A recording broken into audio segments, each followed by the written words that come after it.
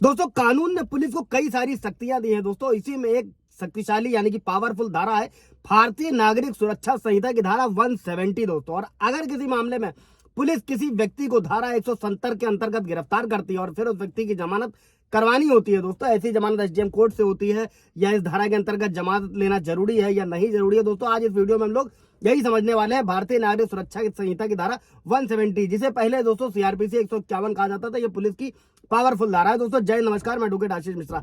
Like कर दीजिएगा, share कर दीजिएगा, सब्सक्राइब कर दीजिएगा ताकि इन्फॉर्मेशन आगे और लोगों को मिल सके दोस्तों सबसे पहले समझते हैं कि ये धारा है क्या।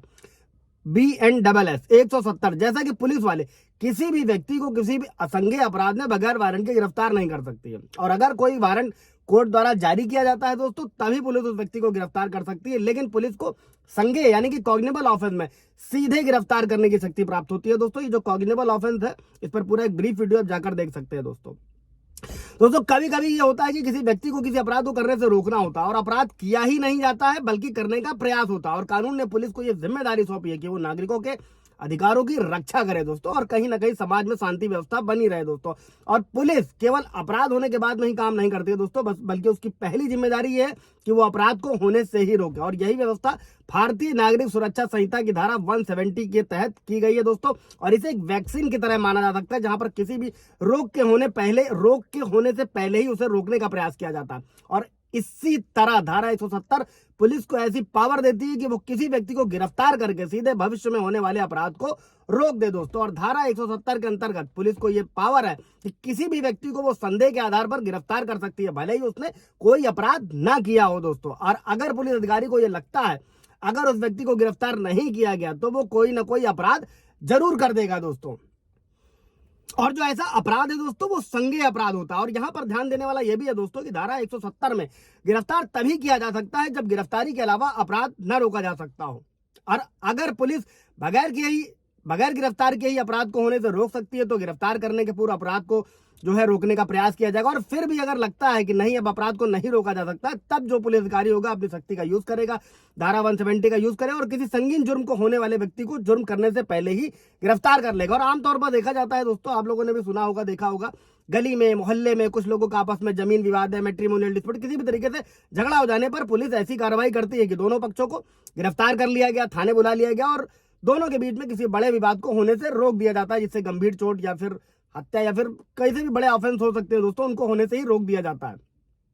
अभी बढ़ते हैं दोस्तों कि क्या इस धारा में जेल भेजा जाता है। तो भारतीय नागरिक सुरक्षा संहिता की धारा 170 के अंतर्गत किसी भी व्यक्ति को दोस्तों, इसको नोट रखिएगा, जुडिशियल कस्टडी में नहीं भेजा जाता है बल्कि केवल पुलिस हिरासत में रखा जाता है। ये जुडिशियल कस्टडी और पुलिस हिरासत, इस पर भी पूरा ब्रीफ वीडियो आप जाकर देख सकते हैं। हाँ, पुलिस धारा 170 के अंतर्गत किसी व्यक्ति को गिरफ्तार करे तो उसे किसी भी सूरत में 24 घंटे से ज्यादा हवालात में नहीं रखा जाता है। 24 घंटे पूरा होने से पहले पुलिस को ऐसे गिरफ्तार किए गए व्यक्ति को छोड़ना होता है दोस्तों, क्योंकि वो किसी भी व्यक्ति को एक मिला हुआ एक संवैधानिक अधिकार है कि पुलिस बगैर मजिस्ट्रेट की अनुमति के किसी भी व्यक्ति को 24 आवर से अधिक हिरासत में नहीं रह सकती है। और नए कानून में भी उसकी पूरी व्यवस्था की गई है। सुप्रीम कोर्ट के भी गाइडेंस है, दिशा निर्देश जारी है इस मामले में दोस्तों। कोई व्यक्ति पुलिस हिरासत में रहेगा या न्यायिक हिरासत में रहेगा, इसका निर्णय, इसका डिसीजन सिर्फ मजिस्ट्रेट करता है, पुलिस नहीं कर सकती। और यह धारा पुलिस को केवल गिरफ्तार करने की शक्ति देती है। पुलिस जब भी किसी व्यक्ति को धारा 170 के अंतर्गत गिरफ्तार करती है दोस्तों, उसे एसडीएम की कोर्ट में पेश करना होता है और मजिस्ट्रेट के पास में